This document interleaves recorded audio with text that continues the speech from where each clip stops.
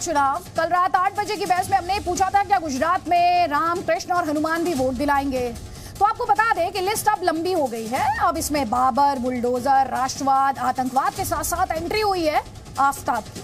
आफ्ताब वही जिस पर एक हिंदू लड़की श्रद्धा के 35 टुकड़े करने का इल्जाम लग रहा है।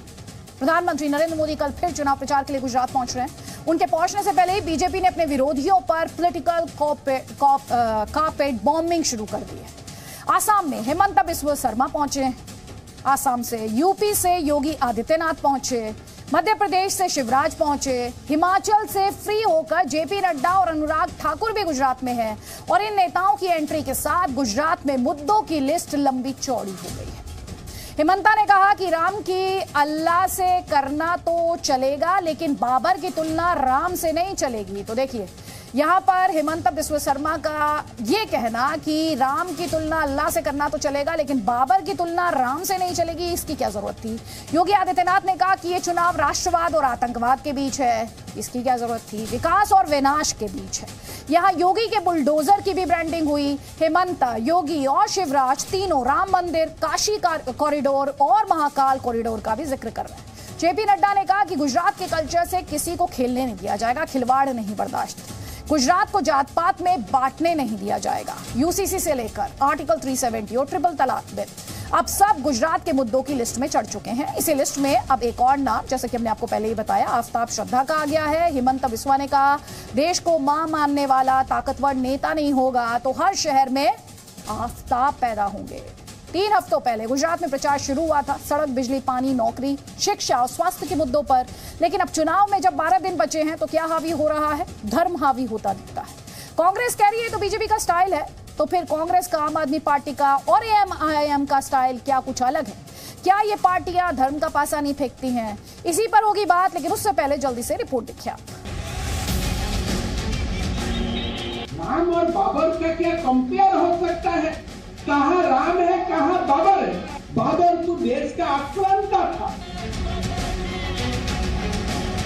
इतना हल्का बयान स्वतंत्रता सेनानी के खिलाफ, क्या सोच है?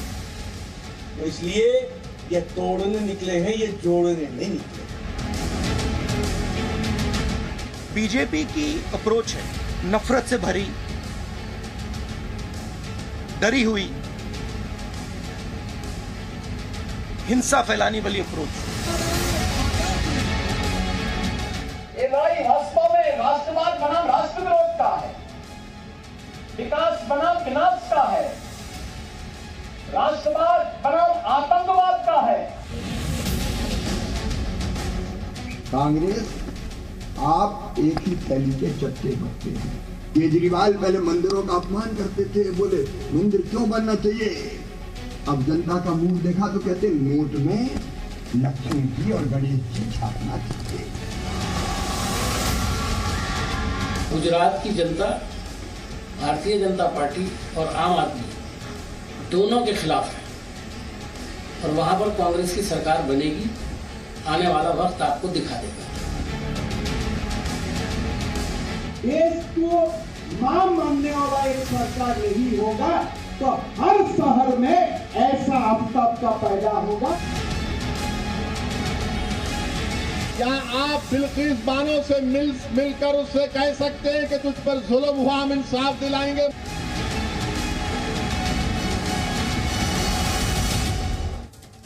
तो कई खास मेहमान इस वक्त हमारे साथ हैं। आपको बता देते हैं एआईएम का पक्ष रखने के लिए वारिस पठान हमारे साथ हैं, आम आदमी पार्टी का पक्ष रखने के लिए हमारे साथ कुलदीप कुमार हैं, हमारे साथ अब से थोड़ी देर बाद बीजेपी का पक्ष रखने के लिए गौरव भाटिया होंगे और कांग्रेस पार्टी से राधिका खेड़ा भी हमारे साथ होंगी। सबसे पहला सवाल तो वारिस पठान, जिस पिच पर आप खेलते हैं उसी पिच पर आप दूसरे दलों को भी ले आए हैं। नहीं, हमारा तो सिंपल है पिच आदित्य जी, हम तो विकास की बात कर रहे हैं। हम तो चाहते हैं कि वहाँ पर लोगों का अच्छा हो, जो इतने सालों से लोगों की बेरोजगारी थी वो खत्म हो। लेकिन देखिए ना, बात क्या है, एक तरफ भाजपा है, दूसरी तरफ कांग्रेस है, आम आदमी पार्टी है और हमारी लड़ाई सबसे है। अब भाजपा ने तो अपना पोलराइजेशन का, हिंदुत्व का, हिंदू आइडियोलॉजी का पत्ता तो डाल दिया, उन्होंने तो उसी का खेल करना शुरू कर दिया। कैसे, मैं आपको बताता हूँ। नरोडा पाटिया हुआ आदित्य जी 2002 के अंदर, जिसमें 97 मुसलमानों का कत्ल कर दिया गया, और जो उसका मुख्य आरोपी था जिसको सजा मिली लाइफ टर्म की, वो आज आके कैंपेनिंग कर रहा है। बीजेपी सरकार ने उसकी बेटी को नरोडा पाटिया से टिकट दिया चुनाव लड़ने के लिए, वो वहां पे चुनाव लड़ रहा है और वो कैंपेनिंग कर रहा है, तो कैसा चलेगा? बात नंबर 2 इस तरफ देखिए आप, तो कांग्रेस है और आम आदमी पार्टी है। गुजरात के पूरे स्टेट का बजट है आदित्य जी 2.5 लाख करोड़ रुपया, और आम आदमी पार्टी ने रेवड़ी बांट दी 3 लाख करोड़ की। 50,000 करोड़ का कहां से लाएंगे? फिर गफलेबाजी करेंगे, किसका टोपा घुमाएंगे फिर ये? और कांग्रेस की बात अगर आप करें तो आज 27 साल से जो भाजपा सरकार सत्ता में बैठी है, वो तो कांग्रेस की वजह से। इनमें ताकत नहीं थी उनको हराने के लिए, इनको लोगों ने सेकुलरिज्म के नाम पे वोट दिया मगर उनको हरा नहीं सके। उस वक्त लोगों के पास कोई विकल्प नहीं था, आज लोगों के पास एक विकल्प है। आज हमारी पार्टी मजलिस-ए-इत्तेहादुल मुस्लिमीन पूरी तरह से गुजरात के अंदर है। लोग अपनी मोहब्बतों से, दुआओं से हमको नवाज रहे हैं, और हमारी रैलियों में अगर आप आके देखेंगे तो आपको समझ में आ जाएगा किस प्रकार की भीड़ है, किस तरह से लोग जमा हो रहे हैं, किस तरह से लोगों का प्यार मिल रहा है। और एक एजेंडा हम लेकर चल रहे हैं ना, हम लोगों को बेवकूफ नहीं बना रहे, मुफ्त की रेवड़ियां नहीं बांट रहे हैं, झूठे झूठे वादे नहीं कर रहे।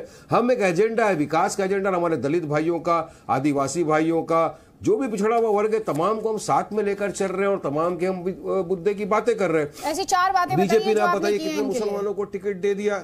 ना ऐसी 4 बातें बताइए जो आपने की हैं। वादे तो है ना अपनी जनसभाओं में। देखिए आप मेरे जी, मैं आपको बताता हूँ आदित्य जी, आप मेरे साथ अगर चलेंगे गुजरात में तो जो माइनॉरिटी डोमिनेटेड एरियाज है, जमालपुर है, दानी लिमड़ा है, अहमदाबाद की बात करता हूं, आप खुद बोलेंगे कि वारिस भाई यहाँ पे तो कोई विकास नाम का चीज ही नहीं दिख रहा है। कचरों के ढेर पड़े हुए हैं, गरीब बस्ती बढ़ती जा रही है, गंदगी बढ़ती जा रही है, स्कूल कम है, पुलिस स्टेशन ज्यादा वहां पर खुल गई है। तो हम चाहते हैं कि जब हमारे नुमाइंदे चुनकर विधानसभा में जाए तो इन मुद्दों के लिए वो आवाज उठाए और सरकार से फंड लाए, वहां का विकास करे। आज गवर्नमेंट जनसभाओं में ऐसे कितने मुद्दों को आपके द्वारा उठाया गया है? मेरा सवाल आपसे ये था, आपने सबको कटघरे में खड़ा किया, जवाब ले लीजिए। ये मुद्दे तो हमने उठाए। कौन कौन याद आया है असदुद्दीन ओवैसी को? सबको पता है, उसके कुछ अंश भी मैं आपको सुनाऊंगी गुजरात में ही उनकी जनसभाओं के। आप भी ध्यान से सुनिएगा, आप भी ध्यान से सुनिएगा। और इसीलिए आप पर आरोप लगते हैं, आप बीजेपी की बी टीम है, आप पोलराइज करने में मदद करते हैं। उस पर भी जवाब दीजिएगा, ये आपके ओपोनेंट कहते हैं। पहले जवाब लीजिए कुलदीप कुमार से आपके आरोपों पर।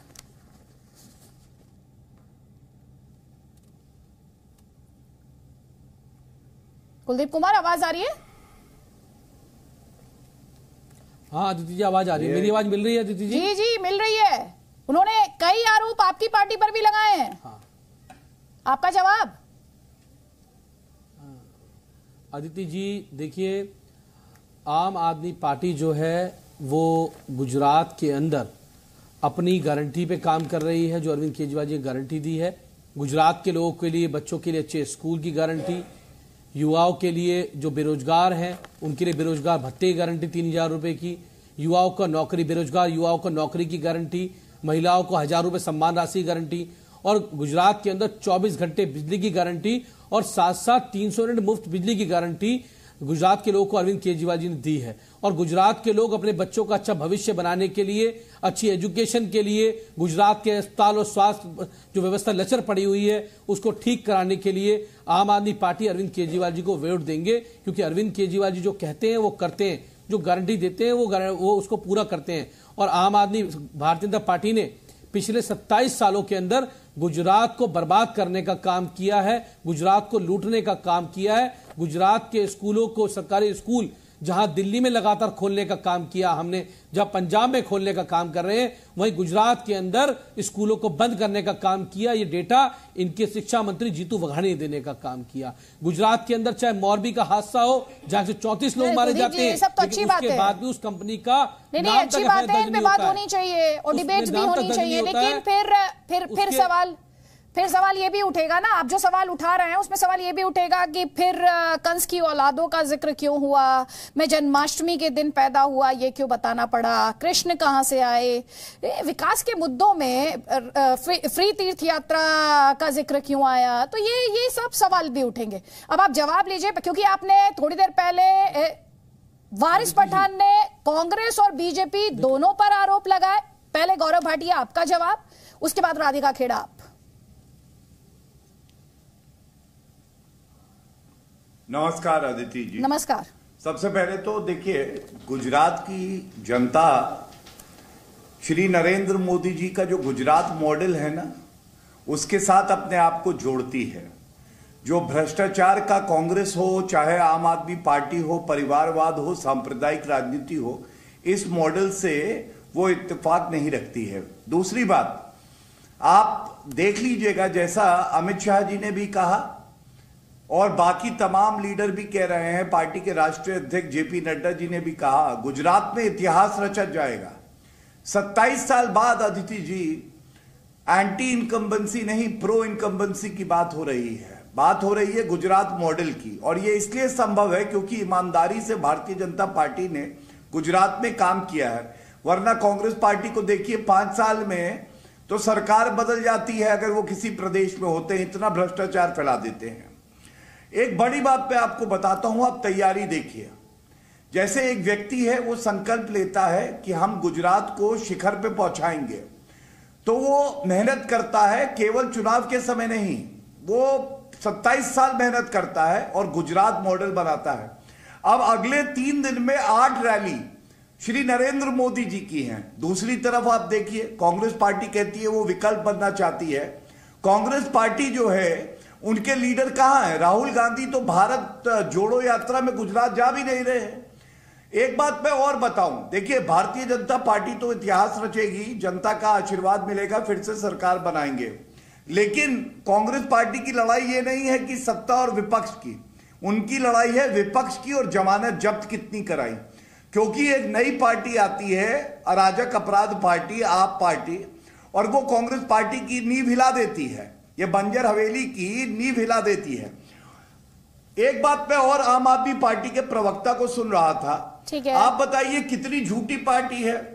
इनके नेता है कंचन लाल जरीवाला, उन्होंने अपना नॉमिनेशन वापस लिया। आप देखिए किस तरह से मनीष सिसोदिया धरना प्रदर्शन कर रहे थे, किस तरह से इलेक्शन कमीशन ऑफ इंडिया को गाली दी जा रही थी। अब जारीवाला जी ने बयान देके कहा है, मुझ पे किसी ने दबाव नहीं दिया है, मैंने अपनी इच्छा से वापस लिया है अपना नामांकन। और उन्होंने एक और बड़ी बात कही, उन्होंने कहा वही आम आदमी पार्टी जो उनको टिकट दे रही है वो देश विरोधी पार्टी है, देश विरोधी।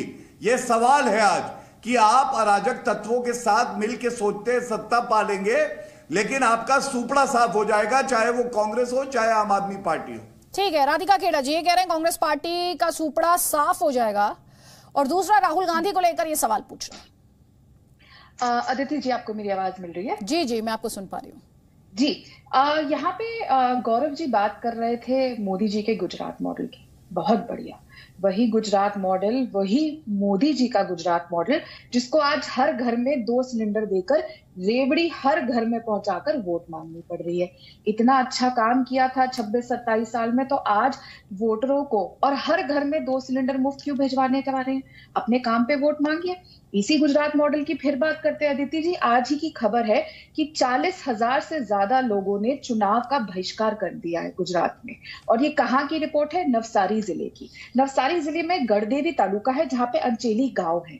वहां पे कई ऐसे गांव हैं जिनके करीबन 40,000 से ज्यादा टोटल वोट बनती है, और गांव गांव में हर जगह ये लिखा हुआ है, ट्रेन नहीं तो वोट नहीं। और सबसे हैरानजनक जो बात है कि वो गांव सिर्फ 15 किलोमीटर के करीब दूर है केशली से। और केशली कौन सी जगह है? जहां पे पहला बुलेट ट्रेन का स्टेशन बनना है। बुलेट ट्रेन की बात कर रहे हैं, बुलेट ट्रेन का स्टेशन वहां बनाने चल रहे हैं, लेकिन आम जनता के पास ट्रेन की सुविधा नहीं है। और ये पहली बार नहीं हो रहा है कि गुजरात में चुनाव बॉयकॉट करने की बात हो रही है। पिछले लोकसभा चुनाव में भी कच्छ में रापड़ नारा नाम की जगह है, और वहीं के आसपास के जिलों ने चुनाव फिर बॉयकॉट करे थे और 2 असेंबली में चुनाव नहीं होने दिए थे, इस रीजन से, क्योंकि वहां पे फिर बाकी जगह पे उन गांव ने बॉयकॉट किया था। क्यों? क्योंकि वहां पे अभी तक पानी नहीं पहुंच रहा। ये बार बार कहते हैं हमने गुजरात में हर जगह पानी पहुंचा दिया। और अगर इतना ही अच्छा गुजरात मॉडल है, तो जब इनके मित्र आए थे ट्रम्प साहब, तो उसको टेंट के पीछे क्यों छुपाना पड़ा था? और फिर बोलूंगी, क्यों आज आपको 2 सिलेंडर लेके वोट खरीदनी पड़ रही है? ठीक है, जवाब लीजिए, गौरव भाटिया से जवाब लीजिए पहले आप। गौरव भाटिया, देखिए, सबसे पहले तो कांग्रेस की तो परेशानी ये है, ये अपने गुमान, अपने ऐठन में ही जीते हैं। 27 साल आपको जनता ने सेवा करने का मौका गुजरात में नहीं दिया। कोई तो वजह होगी ना, हमसे मत लड़िए। आप तो कहीं लड़ाई में नहीं है। एक नई पार्टी आती है आम आदमी पार्टी, वो भी आपको हिला देती है। दूसरी बात, गुजरात मॉडल की अगर बात करते हैं तो मैं आपको बताऊं, गुजरात मॉडल है कि कहां शिक्षा होगी, स्वास्थ्य के सारे प्रबंध होंगे। और आंकड़े ये हैं, जब गुजरात में नरेंद्र मोदी जी मुख्यमंत्री बने तब ड्रॉप आउट रेट 33% था, अब 3% रह गया शिक्षा के क्षेत्र में। 2 साल में 419 नए स्कूल बने हैं, 1,25,000 क्लासरूम बड़े हैं गुजरात में, 2 लाख शिक्षकों की भर्ती हुई है गुजरात में। और इसके अलावा जो बड़ी बात है सबसे, 1,70,00,000 ऐसे लोग हैं जिनके बैंक खाते खुले हैं, 10.5 लाख से अधिक परिवार हैं जिन्हें पक्के मकान मिले हैं, 97% घरों में नल का कनेक्शन है। अभी पानी की बात कर रही थी। मैं तो ये पूछना चाहूंगा, आप बताइए आपका चेहरा कौन है? आपके पास तो चेहरा है नहीं। राहुल गांधी गुजरात जाते भी नहीं, अभी तक आए नहीं हैं। और सबसे बड़ी बात है, इनकी स्टार कैंपेनर की लिस्ट आई, परिवारवाद का जो दीमक है जो इनको खा चुका है। 4 पहले स्टार प्रचारक में देखिएगा 3 गांधी परिवार के हैं, सोनिया गांधी, राहुल गांधी और प्रियंका वाड्रा। मतलब 75% रिजर्वेशन केवल गांधी परिवार के लिए। और हमारे यहां देखिए नरेंद्र मोदी जी, राष्ट्रीय अध्यक्ष जेपी नड्डा जी, अमित शाह जी, राजनाथ सिंह जी, जो 4 नाम हैं सबसे शीर्ष पे, वो एक परिवार से नहीं आते हैं। तो इसीलिए गुजरात की जनता अपने आप को नरेंद्र मोदी जी के कर्तव्य परायणता, ईमानदारी और काम से जोड़ती है। आपको जवाब देना चाह रही है, जवाब ले लीजिए राधिका जी। ये कह रहे हैं राहुल गांधी कहाँ है? थोड़ी देर पहले वारिस पठान कह रहे थे कि 27 साल बीजेपी ने शासन किया, इसका क्रेडिट तो कांग्रेस पार्टी को ही जाता है। जी, सबसे पहली बात तो गौरव जी ने मेरी किसी बात का जवाब नहीं दिया। उन्होंने ये नहीं बताया कि जिस देश में चुनाव डेमोक्रेसी का सबसे बड़ा फेस्टिवल है, अगर एक भी वोटर, अदिति जी, आज के तारीख में, और ये वही देश है जहां पे अभी हमने देखा था हिमाचल प्रदेश में जो देश के सबसे बुजुर्ग वोटर थे जिन्होंने एक भी चुनाव मिस नहीं किया था, हमने उनका कितना सम्मान किया जाता है। उन्होंने पूरे देश के सामने एक मिसाल पेश करी कि चाहे कुछ भी हो जाए, हमें अपनी वोट, एक एक वोट का महत्व है। वहां पे इन्हीं के गुजरात में, मैं फिर बोलूंगी क्योंकि इन्हीं का शासन है, अगर 35-40 हजार लोग चुनाव का बॉयकॉट कर रहे हैं तो एक बहुत गंभीर इशू है। अच्छी बात है फिर गुजरात मॉडल के बारे में ये नहीं बता पाए। मैं इनसे ये भी पूछना चाहूंगी, ये जरा बताए कि जो मोरबी ब्रिज का हादसा हुआ था, क्या अजंता कंपनी के मालिक को गिरफ्तार कर लिया गया है? वो नहीं, उनका सवाल आपसे ये था, आप कह रहे थे उन्होंने आपके सवाल का जवाब नहीं दिया। राधिका जी, मैंने आप सबको अपने इनिशियल कमेंट में मेरे सवाल का जवाब मुझे नहीं मिला, मैंने किसी को इंटरप्ट नहीं किया, लेकिन अब मुझे इस डिबेट को लेकर सवाल का जवाब दे रही हूँ ना यहाँ पे, क्योंकि गुजरात मॉडल की बात हुई, उन्होंने सवाल इनका ये था, आपका गुजरात में चेहरा कौन है? हेल्थ और शिक्षा के ऊपर बोलने दीजिए। इनको याद होना चाहिए कि एचडीआई पे आखिरी मैदान पे है गुजरात। और ये परिवारवाद की बात करते हैं तो नरोदा पाटिया की बात करते हैं। नरोदा पाटिया में किसको टिकट दी गई है? एक राइट अक्यूज जो 40 साल से इनका कार्यकर्ता है, जिसकी माता एक कॉर्पोरेटर है गुजरात में। ये भूल जाते हैं। ऐसे कई लिस्ट में निकाल के दे दूंगी कई इनके कैंडिडेट की। ये तो इसीलिए बता रही हूँ क्योंकि ये एक बहुत ही भयानक किस्सा हुआ है कि एक आदमी जो पैरोल पे है, और ये खुद वकील है और ये जानते हैं कि अगर कोई हेल्थ रीजंस पे पैरोल पे बाहर है तो वो जाके किसी के लिए प्रचार नहीं कर सकता। लेकिन नरोदा पाटिया में एक ऐसे भयानक क्राइम को अंजाम देने वाला जो आज हेल्थ रीजंस पे बाहर है, अपनी बेटी के लिए प्रचार कर रहा है। भारतीय जनता पार्टी बहुत गर्वान्वित महसूस करती है कि वो उनका कार्यकर्ता है, और वो वही लड़की है जिसकी माता एक कॉर्पोरेटर है। तो वहां पे परिवारवाद खत्म हो जाता है क्या? सिमट जाता है? और परिवारवाद के इतने इनके एग्जाम्पल्स हैं गौरव जी, मैं बोलने लगी तो मुद्दा भटक जाएगा। लेकिन ठीक है, जवाब ले लीजिए आप उनसे। गौरव भाटिया आपका जवाब, उसके बाद वारिस पठान। लोगों ने बॉयकॉट किया है। वारिस पठान, पहले गौरव भाटिया, उसके बाद वारिस पठान, और सारे पैनलिस्ट से मैं रिक्वेस्ट करूंगी आप अपना रिस्पॉन्स जो है वो 40 सेकंड्स में समेट लें। गौरव भाटिया पहले आप। धन्यवाद। अदिति जी देखिए, मेरी साथी हैं, इन्होंने एक बात कही, इन्होंने कहा मेरी किसी बात का जवाब नहीं दिया, जबकि अपने ओपनिंग रिमार्क में मैंने बताया गुजरात मॉडल है क्या। आंकड़े देखे और आगे भी बताता रहूंगा, सकारात्मक बात करूंगा। लेकिन मैंने 3 चीजें पूछी थी। राहुल गांधी क्यों नहीं गए गुजरात? मैंने बताया 3 दिन में 8 जगह रैली है नरेंद्र मोदी जी की, अमित शाह जी वहां गए हैं, उन्होंने संपर्क साधा है। राहुल गांधी क्यों नहीं गए, इन्होंने उत्तर नहीं दिया। दूसरा सवाल था परिवारवाद स्टार कैंपेनर के 4 नाम में 3 नाम गांधी परिवार के हैं। ये कैसी पार्टी है जिसमें आम जनता और नेता की कोई जगह नहीं, इन्होंने उत्तर नहीं दिया। तीसरा सवाल था आपका मुख्यमंत्री का चेहरा कौन, इन्होंने उत्तर नहीं दिया। खैर जाने दीजिए। मैं तो आपको एक बात और कहूंगा, जनता जो है आप कहती हैं बॉयकॉट कर रही है 40,000 चुनाव को, नहीं, जनता आपको बॉयकॉट कर रही है और कांग्रेस पार्टी को बॉयकॉट कर रही है। वो बॉयकॉट चुनाव को नहीं कर रही। अगर कोई रूठा भी होता है उसे मनाने का हुनर हम में है, आप में नहीं है। और मैं आपसे पूछना चाहता हूं, एम्स आया गुजरात में। नहीं गौरव जी, उन्होंने नरोदा पाटिया को लेकर आपसे सवाल पूछा था, आप उस सवाल का जवाब दे दें। हाँ, मैं उत्तर दे देता हूं। देखिए, नरोदा पाटिया की तो ये बात करेंगे, लेकिन गोधरा में जब ट्रेन जलाई जाती है उसकी बात करने की हिम्मत इनमें नहीं है, क्योंकि ये खुद को मुस्लिम पार्टी बनाते हैं। लेकिन क्योंकि पेशे से अधिवक्ता हूं, बड़ी जिम्मेदारी से एक बात कहूंगा, अगर कोई व्यक्ति है जिसने अपराध किया है तो उसके परिवार के जो सदस्य हैं उनको आप टिकट दे सकते हैं, इसमें कुछ भी गलत नहीं है। और अगर किसी को लगता है कोई पैरोल पे बाहर है या बेल पे बाहर है और कोई, पहले मैं अपनी बात पूरी कर, मैडम से कहिए। वकील है, मुझसे ज्यादा आपको लॉ का ज्ञान है और आप एक बहुत ही बेहतरीन वकील है। मैंने आपकी केसेस के जिस तरीके से आप अपनी पेशकश करते हैं, अपनी आर्ग्यूमेंट करते हैं, बहुत अच्छा करते हैं। वो ये कह रही है पैरोल पे अगर कोई बाहर है तो क्या वो प्रचार कर सकता है? राधिका जी जवाब ले लीजिए। गौरव भाटिया प्लीज 30 सेकेंड्स, वारिस पठान उसके बाद आप, जल्दी प्लीज। गौरव भाटिया। हाँ, धन्यवाद। अदिति जी, देखिए, कोई भी चर्चा हो, संवाद हो, एक दूसरे को इज्जत देनी चाहिए। जब कोई आपके बीच में नहीं बोलता तो ये उम्मीद भी करता है आप भी किसी के बीच में नहीं बोलेंगी। मेरी साथी हैं, मित्र हैं, मैंने अभी बताया इन्हें, मैं इनको मुफ्त में एक विधिक राय देता हूं। आप कह रही ना पैरोल में कोई बाहर है या बेल पे बाहर है तो वो प्रचार नहीं करता, जब तक कि ऑर्डर में ऐसी कोई शर्त ना हो, ऐसी कोई रोक नहीं है, सबसे पहले। और दूसरा, अगर इससे किसी को कोई कष्ट है तो वो जा सकता है न्यायालय और इस पैरोल को रद्द करा सकता है।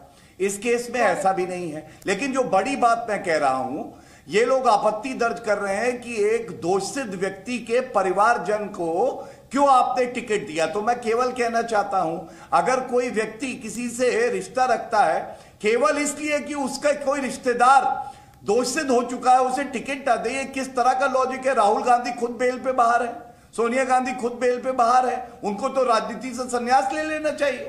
ठीक है, राधिका खेड़ा 30 सेकंड, उसके बाद वारिस पठान प्लीज। गौरव जी, देखिए, मैं आपको फिर एक बहुत ही सीधे और स्पष्ट तरीके से एक आम इंसान की तरह ये बात बोलूंगी। मुझे लीगल नॉलेज नहीं है जितनी आपको है, फिर बोलूंगी। उनके ऑर्डर में लिखा हुआ है कि वो हेल्थ ग्राउंड्स पे पैरोल पे बाहर है।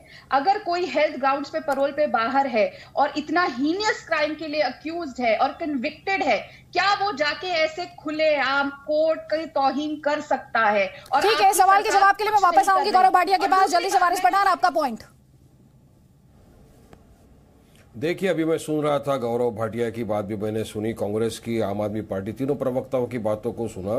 गौरव भाटिया ने कहा मोदी जी ने गुजरात को बनाया। मैं कहूंगा गुजरात को नहीं बनाया, गुजरात की आवाम को बेवकूफ बनाया, देश की जनता को बेवकूफ बनाया। इन्होंने बात की गुजरात के मॉडल की, तो मैं बताऊंगा गुजरात मॉडल क्या है। मोरबी कहां पर है? मोरबी जो पुल था आदित्य जी, वो गिरा, उसके अंदर 140 लोगों की जानें चले गई, जिसमें 2 साल का बच्चा तक का जिंदा नहीं बचा, वो मर गया। किसकी जवाबदारी बनती है? इन्होंने अब तक तो कॉन्ट्रैक्टर को वहां के अरेस्ट नहीं किया, टिकट कलेक्टर को अरेस्ट किया।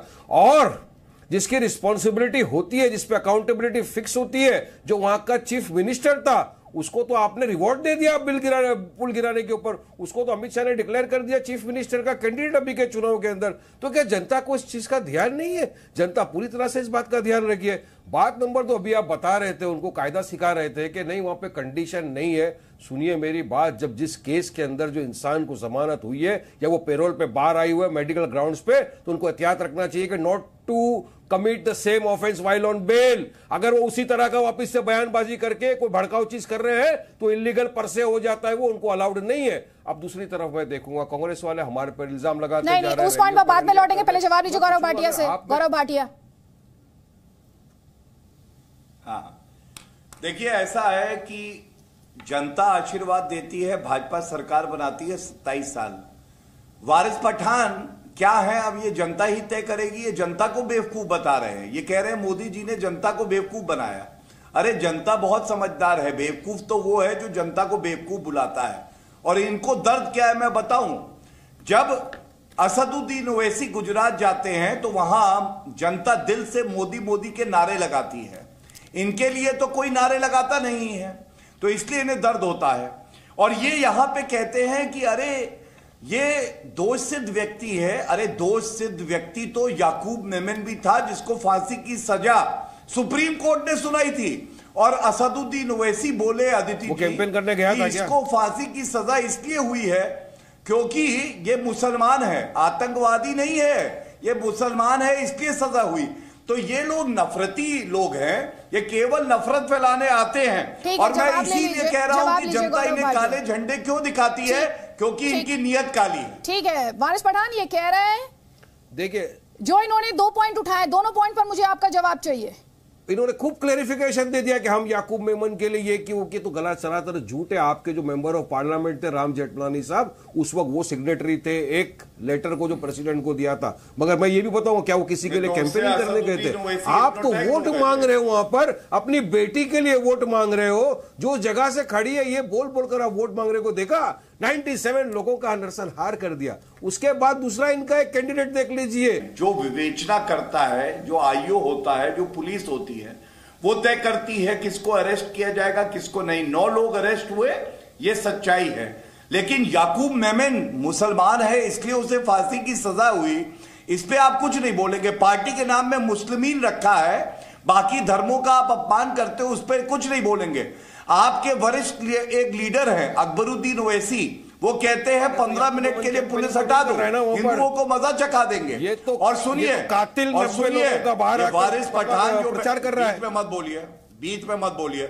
आदित्य जी चुप कराइए इनको पहले प्लीज। ये जो खुद बैठे वारिस पठान, इनका एक बयान है, हम 15 करोड़ हैं, 15 करोड़ 100 करोड़ पे भारी हैं। अरे नफरती चिंटू हैं ये लोग, केवल नफरत फैलाते हो। गुजरात की जनता विकास देख चुकी है, उसको इस नफरत वालों को सबक सिखाना आता है। ऐसा सबक सिखाएगी, उल्टे पांव भाग के जाओगे, देख लेना। ठीक है, लेकिन गौरव भाटिया फिर सवाल ये उठेगा कि बाबर की एंट्री की क्या जरूरत थी? हेमंता बिस्वा शर्मा ने गुजरात चुनाव में बाबर की एंट्री कराई। उन्होंने ये कहा कि राम और अल्लाह की तुलना तो चलेगी, लेकिन बाबर की राम से तुलना नहीं सही जाएगी। इस पर कांग्रेस आरोप लगाती है कि बीजेपी सिर्फ नफरत की सियासत कर रही है। हमारा भारत है, श्री राम हमारा भगवान है। अगर श्री राम का जन्मभूमि कहाँ है? अयोध्या में है। जन्मभूमि कैसा है? अरे वहां में तो मस्जिद भी है, मंदिर भी है। अरे भाई, बाबरी मस्जिद राम जन्मभूमि। राम और बाबर का क्या कंपेयर हो सकता है? कहाँ राम है, कहाँ बाबर है? काल अगर कोई बोल देता है कि औरंगजेब शिव मंदिर, अरे ऐसा कैसे हो सकता है? बाबरी मस्जिद बाबरी मस्जिद राम जन्मभूमि। अरे राम कैसे जन्म हुआ? अब बाबर कहां से आ गया? राम और बाबर का कंपैरिजन कहां से हो गया? लेकिन वही लेके कांग्रेस लोग चलते रहा, स्वाधीनता हुआ, अपना सरकार बना, लेकिन वो कैरेक्टर चेंज नहीं हुआ। राम जन्मभूमि, बाबरी मस्जिद। देश को एक नरेंद्र मोदी के लिए इंतजार होते रहा कि कभी नरेंद्र मोदी प्रधानमंत्री बनेगा और बाबरी मस्जिद नहीं, खाली राम जन्मभूमि बनेगा। जो बीजेपी की अप्रोच है, नफरत से भरी, डरी हुई, हिंसा फैलाने वाली अप्रोच, उन्होंने हिंदुस्तान को एक इमेजिनेशन दिया है कि देखो ये रास्ता है,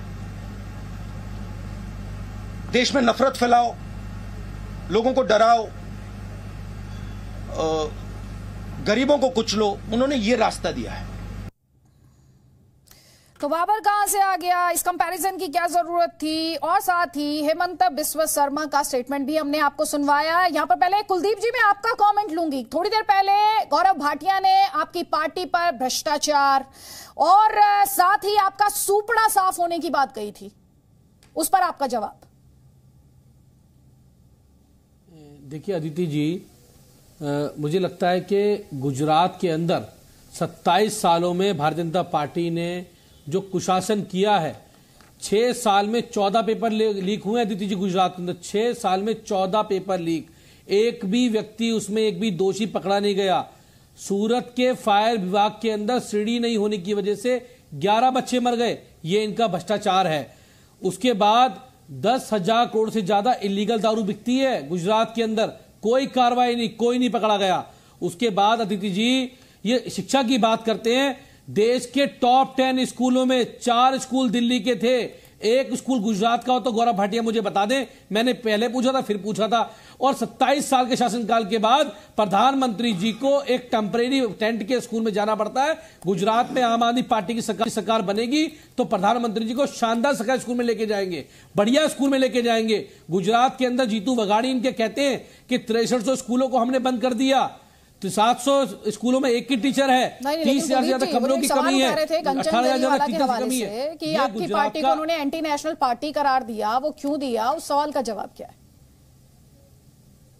अदिति जी एक बात बताइए, एक कैंडिडेट कंचन जारीवाला जो सूरत इससे हमारे कैंडिडेट थे, वो पूरा प्रचार कर रहे हैं, नॉमिनेशन भरने गए हैं और उनको बाद में वहां से डरा धमका के उठा लिया जाता है और अगले दिन 500 पुलिस वालों की फौज के बीच उनको लेके जाया जाता है, उनसे नॉमिनेशन वापस किया जाता है। बताइए क्या कोई व्यक्ति जो चुनाव लड़ रहा है, जो तैयारी कर रहा है, जिसको टिकट मिलता है पार्टी का, एमएलए बनने के लिए आम जिंदगी बिता देता है और उसको उनका ये नॉमिनेशन वापस करा देते हैं? ये गुंडागर्दी और बंदूक की नोक पे जो किया गया ना, ये गुजरात की जनता ने देखा है। और गुजरात की जनता और गुजरात की देखिए अदिति जी, मैं आपके चैनल में पूरी जिम्मेदारी से कह रहा हूं, कोई भी व्यक्ति अपनी मर्जी से ऐसा नहीं कर सकता। जो व्यक्ति कल तक नॉमिनेशन भरने गया हुआ था, अपनी स्कूटी कराने गया है, वो नॉमिनेशन भर के आया, स्कूटी करा के आया और उसके बाद वो नॉमिनेशन वापस ले लेगा? ऐसा होता है क्या कहीं पर? कहीं नहीं होता है। उसके परिवार को डराया गया, धमकाया गया, बंदूक की नोक पे गुंडों ने भाजपा के उसे नॉमिनेशन वापस कराया। लेकिन बंदूक की नोक पर भाजपा के गुंडों ने कंचन जरीवाला से नॉमिनेशन वापस कराया। गौरव भाटिया, इस आरोप पर आपका जवाब?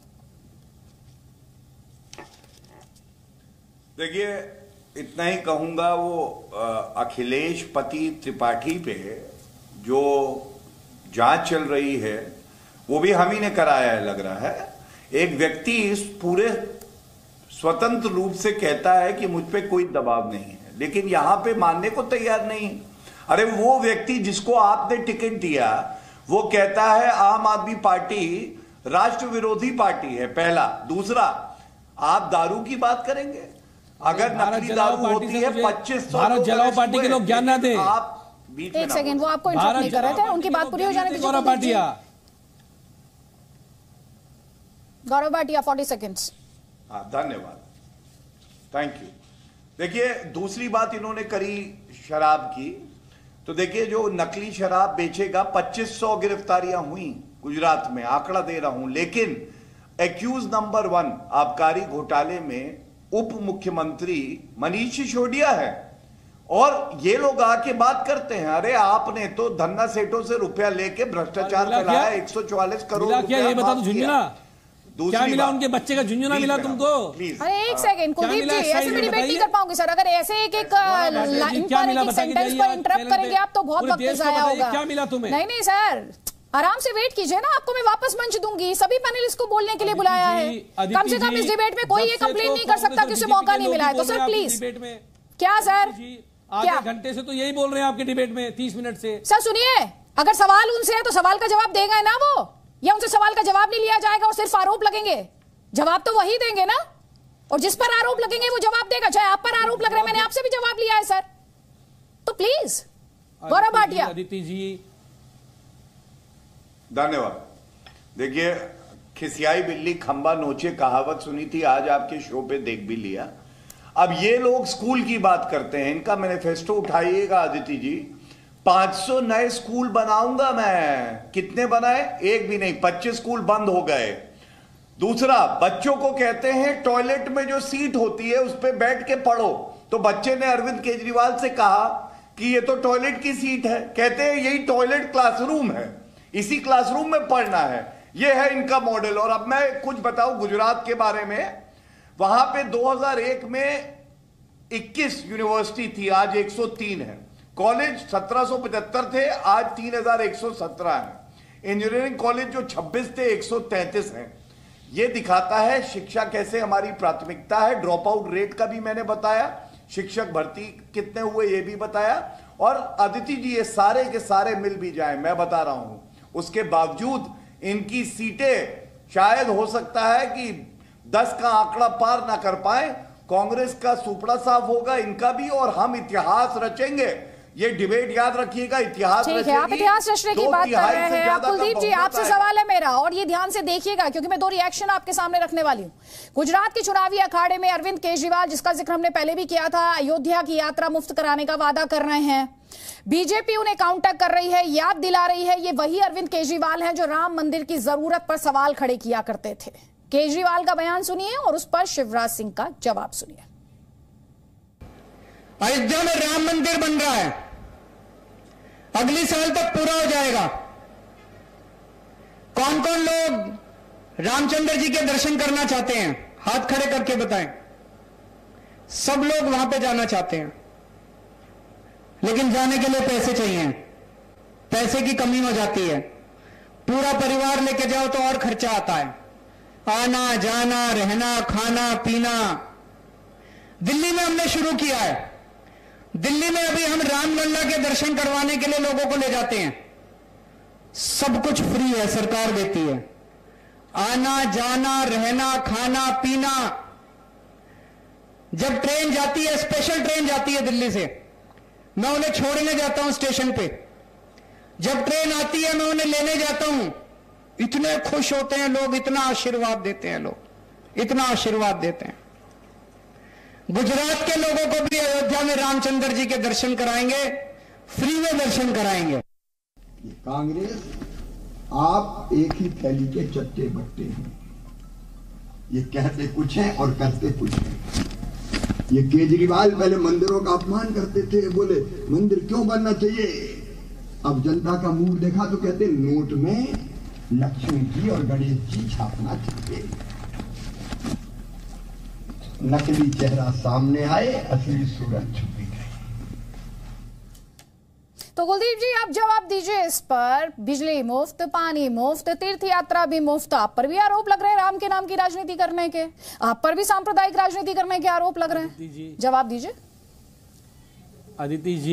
अदिति जी, दिल्ली के अंदर हमने लोगों के बच्चों के स्कूल भी अच्छे किए, अस्पताल भी अच्छे किए, बिजली भी दी, पानी भी दिया, और उसके साथ साथ उनको तीर्थ यात्रा भी करवाई। 70,000 से ज्यादा बुजुर्गों को अब तक दिल्ली सरकार रामेश्वरम की, द्वारकाधीश की, शिरडी साईं की यात्रा करा चुकी है।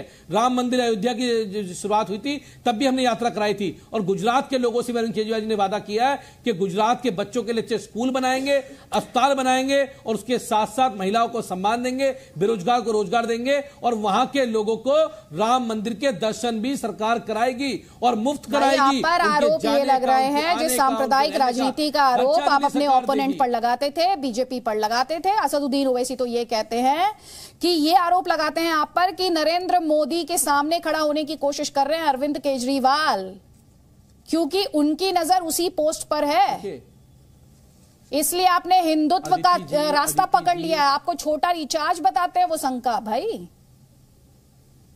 अदिति जी, आम आदमी पार्टी काम की राजनीति करती है, अच्छे स्कूल की राजनीति करती है, अच्छे अस्पताल की राजनीति करती है, पानी की राजनीति करती है, बिजली की राजनीति करती है, मुद्दों की राजनीति करती है, बच्चों को आईएएस आईपीएस बनाने की राजनीति करती है, महिलाओं को सम्मान देने की राजनीति करती है। और उसके साथ साथ जब उनको राम मंदिर घुमाने की बात होगी, दर्शन कराने की बात होगी, प्रभु श्री राम का आशीर्वाद दिलाने की बात होगी, तो भी उनका बेटा गुजरात की जनता को, अरविंद केजरीवाल जी, उनको दर्शन कराने का काम करेंगे, ले जाने के काम करेंगे। और ये कौन सांप्रदायिकरण है? अगर अरविंद केजरीवाल हनुमान जी के भक्त हैं, तो देश जानता है। पानी, स्कूल, इसीलिए तो फंस जाते हैं ना आप, क्योंकि तीर्थ यात्रा आप एक धर्म की बात करते हैं, बाकी धर्मों में क्या तीर्थ यात्रा की गुंजाइश नहीं है?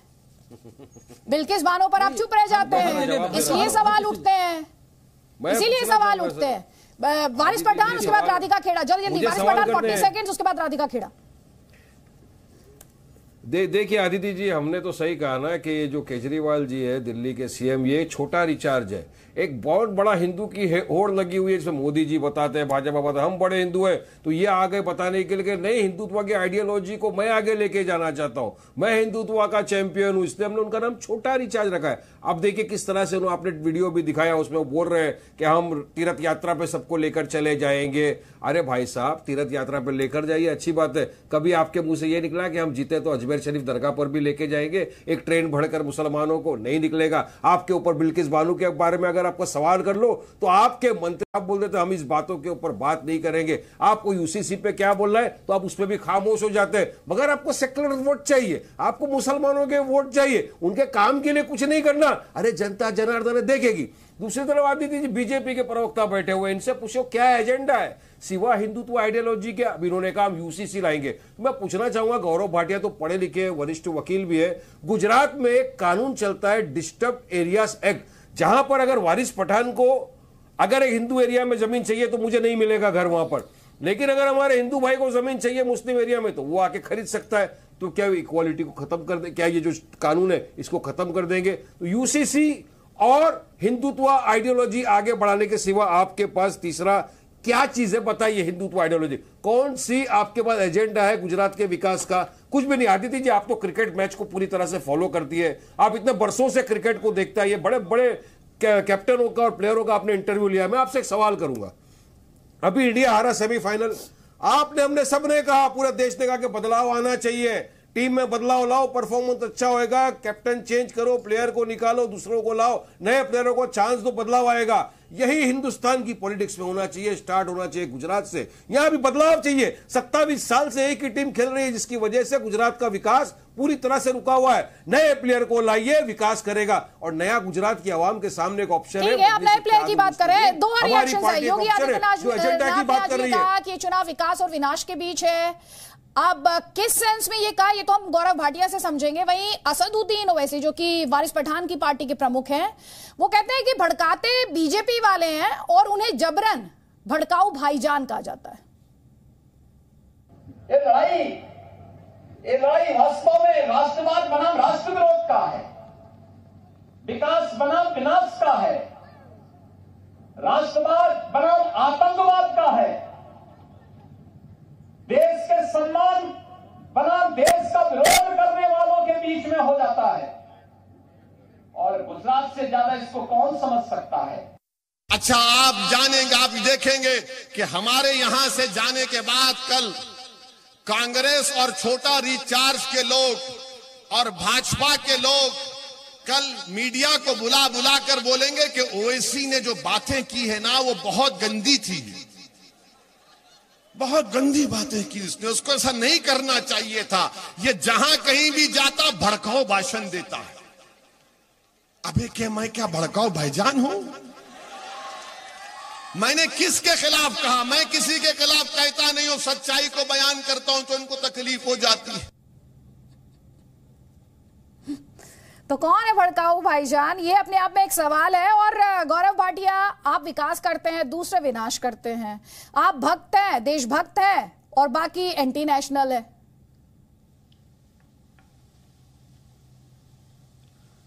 अदिति जी देखिए, अभी मैंने AIMIM के प्रवक्ता को सुना, वो कह रहे थे 27 साल हो गए, 27 साल बाद बदलाव आना चाहिए, कोई कब तक प्यार करेगा? यही तो फर्क है सोच का। भारतीय जनता पार्टी गुजरात के नागरिकों को अपना परिवार मानती है, गुजरात के नागरिक नरेंद्र मोदी जी को पिता तुल्य मानते हैं।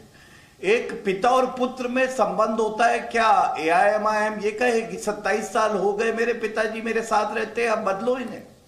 अरे ये लगाव है, ये ईमानदारी का, निष्ठा का, काम जो किया है विकास उसका लगाव है। आपके लिए 27 साल बड़े लगते हैं आपको। मैं केवल इतना कहता हूं, जब नरेंद्र मोदी जी ने कहा ना मैंने गुजरात का विकास किया है, तो जनता ये जानती है कि गुजरात नंबर 1 स्टेट बना, गुजरात मॉडल आया, तो उसमें भागीदारी है वहां की जनता की। दूसरी बात, ये लोग कह रहे थे कि इस एरिया में जमीन मुझे चाहिए, कैसे मिलेगी? अरे जमीन से प्यार नहीं, जमीर से प्यार करो। जमीर तो आपका कब का मर गया। जब कश्मीर में अनुच्छेद 370 हटाया जा रहा था, वहां पे बाकी लोग जमीन नहीं ले सकते थे, तब नहीं बोले ओवैसी जी।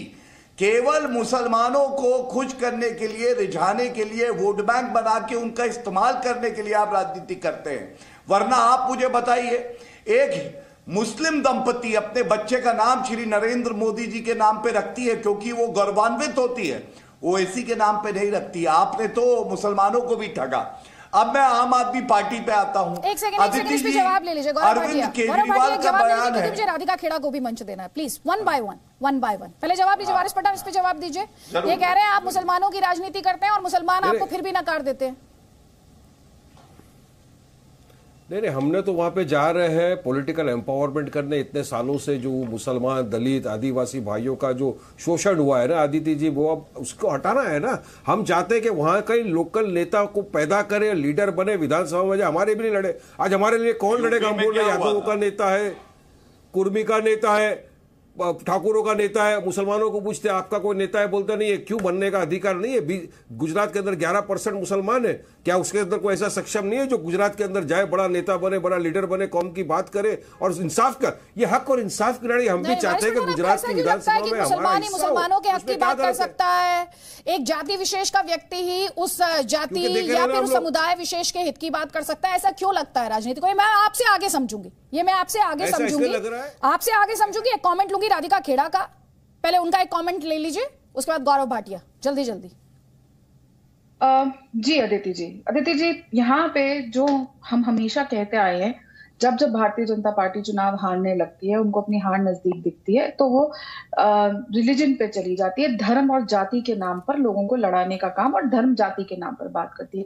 वापस मुद्दे पे आते हैं, गुजरात चुनाव में असल मुद्दों पे बात करते हैं। और हम बात करेंगे 2 दिन पहले ही गुजरात में सुरेंद्रनगर के प्रभारी है भारतीय जनता पार्टी के सुरेश भाई गोधानी जी।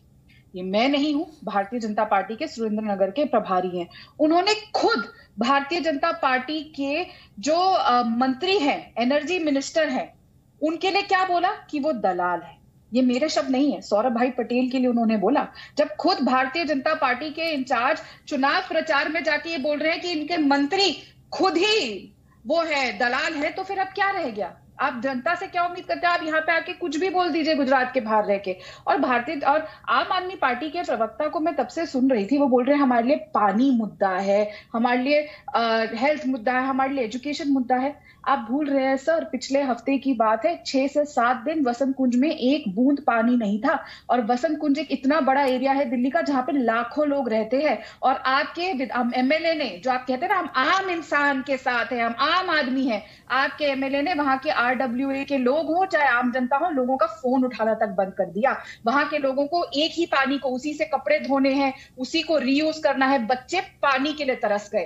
पहले आपने कोरोना के टाइम पे इंसानों को दवाई, इलाज और ऑक्सीजन के लिए तरसाया, और आज आप पानी के लिए तरसा रहे हैं। और मैं फिर बोलूंगी, इनके हर प्रवक्ता से जब ये जवाब पूछा गया कि क्यों इतने दिन पानी बंद रहा है, नहीं पहुंच पाएंगे, मुद्दों पे बात करिए। ठीक है राधिका जी, इस सवाल का जवाब मैं लूंगी कुलदीप कुमार से, लेकिन साथ ही एक और स्टेटमेंट है। एक तरफ कांग्रेस पार्टी आरोप लगाती है बीजेपी पर कि बीजेपी नफरत की राजनीति करती है। कल सावरकर का जिक्र किया राहुल गांधी ने और इस पर निशाना साधा। हालांकि बीजेपी अध्यक्ष जेपी नड्डा ने इस पर जवाब दिया है। उन्होंने भारत जोड़ो यात्रा को भारत तोड़ो यात्रा तक कह दिया। अगला सवाल राधिका जी आप ही से है, इसलिए दोनों बयान ध्यान से सुनिएगा मैम। ये देखिए, ये मेरे लिए सबसे जरूरी डॉक्यूमेंट है। ये देखा आपने, दिख रहा है आपको? और इसमें आप देख लीजिए, ये सावरकर जी की चिट्ठी है जिसमें उन्होंने अंग्रेजों को लिखा है। और मैं पूरी चिट्ठी आपको पढ़नी होगी, देख लीजिए, मैंने हाईलाइट भी कर रखी है, मगर मैं सिर्फ आखिरी लाइन पढ़ना चाहता हूं। अंग्रेजी में लिखी है तो मैं अंग्रेजी में बोल देता हूं। I beg to remain sir your most obedient servant VD Savarkar. Hindi में ट्रांसलेशन कर देता हूं, सर मैं आपका नौकर रहना चाहता हूं। ये मैंने नहीं लिखा, ये सावरकर जी ने लिखा है। तो इसको आप पढ़ लीजिए, देख लीजिए। अगर फडणवीस जी देखना चाहते हैं इसको, वो भी देख लें। तो मैं तो इसमें बहुत क्लियर हूं, सावरकर जी ने अंग्रेजों की मदद की थी। एक तो हमारी पुरानी पार्टी कांग्रेस पार्टी, मालूम नहीं भारत जोड़ों में निकली है तोड़ों में निकली है, समझ में नहीं आता। इनके नेता बोलते हैं जोड़ो, और जोड़ने क्या जाते हैं वो सुनो। दिल्ली में जेएनयू में नारे लगते हैं, अफजल हम शर्मिंदा हैं तेरे कातिल जिंदा है। अब ये अफजल कौन है? ये अफजल पार्लियामेंट के अटैक का मास्टरमाइंड है। और नारे क्या लग रहे हैं? अफजल हम शर्मिंदा हैं तेरे कातिल जिंदा है। कातिल कौन हो गया? सुप्रीम कोर्ट का जज जिसने फैसला दिया। कातिल कौन हो गया? भारत के राष्ट्रपति प्रणब मुखर्जी, जिन्होंने उसको सही ठहराया। और राहुल जी दूसरे दिन जेएनयू पहुंच जाते हैं, हम तुम्हारे साथ। और वहां नारे क्या लगते हैं? भारत के होंगे टुकड़े टुकड़े इंशाअल्लाह इंशाअल्लाह। उनके साथ आप खड़े हो जाते हैं। आप भारत जोड़ने निकले हैं या तोड़ने निकले? कल आपका बयान महापुरुष वीर सावरकर के बारे में, इतना हल्का बयान स्वतंत्रता सेनानी के खिलाफ, क्या सोच है? तो इसलिए ये तोड़ने निकले हैं, ये जोड़ने नहीं निकले हैं। और इनसे कुछ भी होगा तो टूटेगा ही टूटेगा, जुड़ना तो आता है। तो राधिका जी वो कह रहे हैं कि टूटेगा ही, जोड़ना नहीं आता। और जब बात निकलेगी तो पुरानी भी निकलेगी, जैसे कि जेपी नड्डा ने यहां पर उठाई।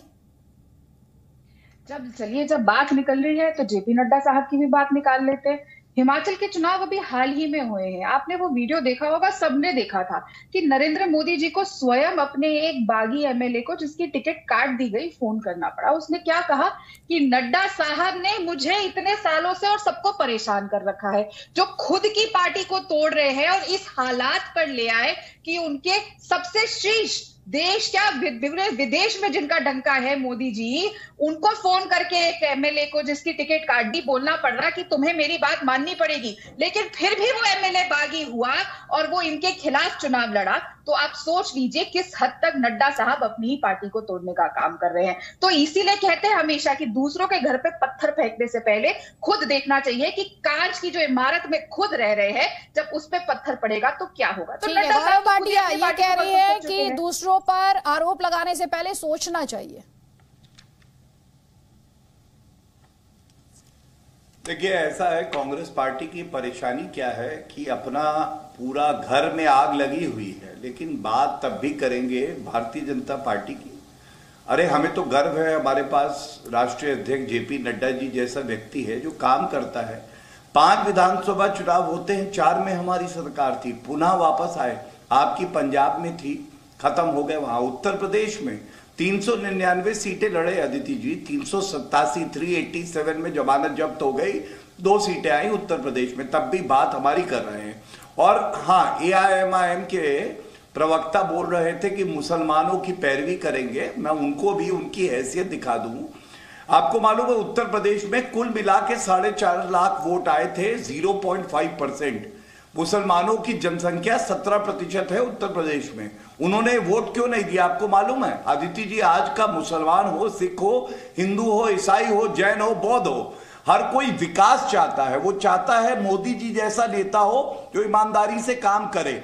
और जहां तक हिंदू देवी देवताओं का अपमान करने की बात है, सतीश झरकी होली क्या बोलते हैं, हिंदू बड़ा गंदा शब्द है।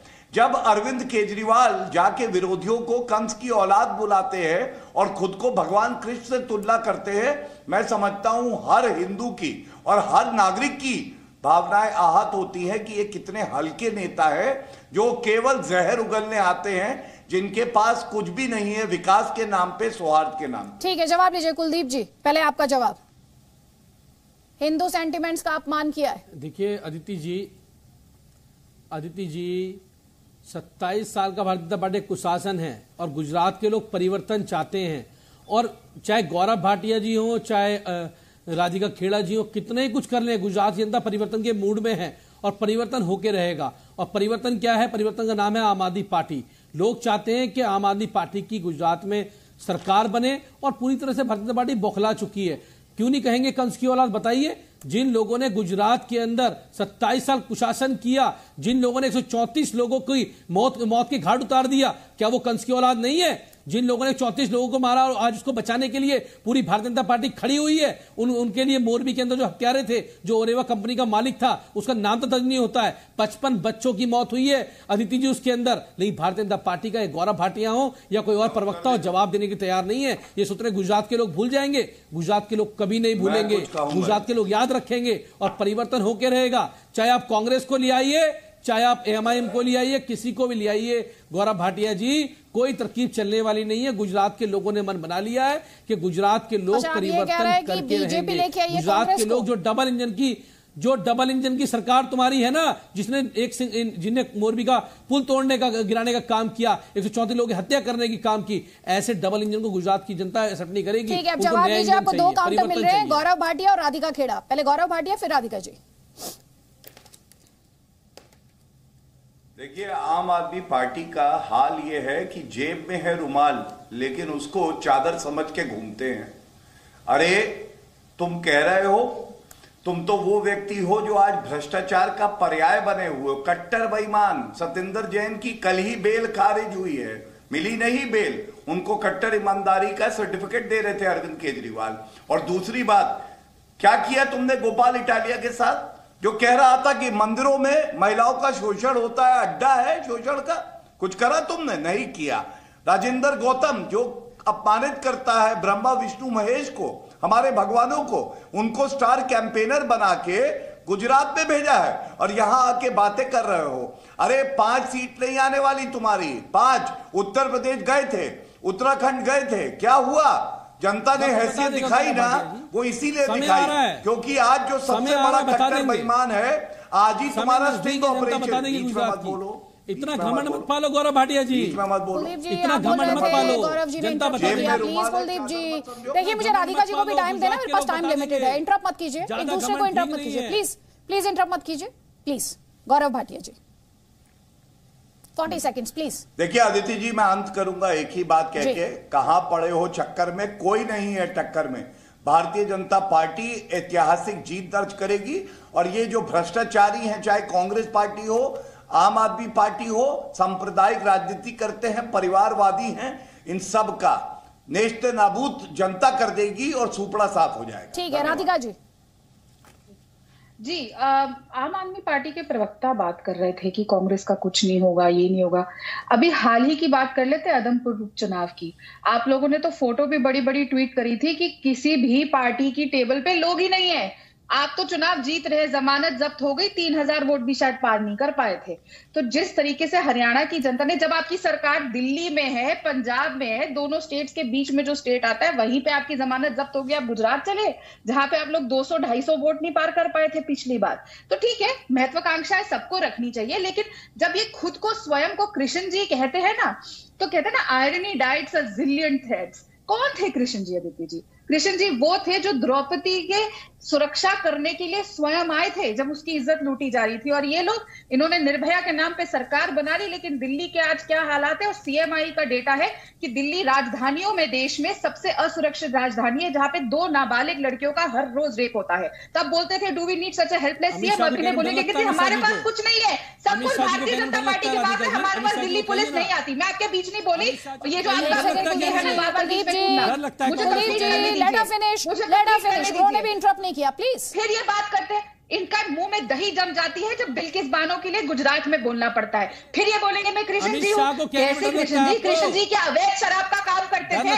कृष्ण जी क्या 50 चुप रहिए, चुप रहिए, चुप रहिए। डर लगता है क्या? इनको पहले चुप करा दीजिए, डर लगता है, इनको चुप करा दीजिए। उन्हें कहिए, नाम लेके बोलिए ना, इसकी वजह दिल्ली इस नंबर पे सीमा को चुप करा दीजिए, नाम लेके बोलिए। मुझे ऑडियो डाउन कराना पड़ेगा, मैं करना नहीं चाहती हूँ। तो सर, अगर सवाल पूछा है तो जवाब ले लीजिए, इतनी तो पेशेंस रखिए ना। कृष्ण जी का भाई, लोकतंत्र में तो सुनना पड़ता है, जनता के नुमाइंदों को बहुत सुनना पड़ता है। डिबेट में पता नहीं क्यों पैनलिस्ट समझ नहीं है। राधिका जी बात करते हैं वापस कृष्ण जी पे। ये कृष्ण जी ने क्या 50% ऑफ पे शराब बेची थी? कृष्ण जी ने 1+1 पे बोतल पे शराब बेची थी? कृष्ण जी ने क्या देश की जनता के लिए बैठ के एक्साइज पॉलिसी बनाई थी और शराब माफिया के हाथ मिलके दिल्ली बेच दिया था? कृष्ण जी के लोग, कृष्ण जी के वंशज, कृष्ण जी के साथी क्या जेल में है? या जेल में थे, कैसी बातें करते हैं, किस बात? लेकिन गौरव भाटिया ने आप पर भी आरोप लगाया हिंदू सेंटिमेंट को हर्ट किया है आपकी पार्टी के नेताओं ने, उस पर आपका जवाब क्या है?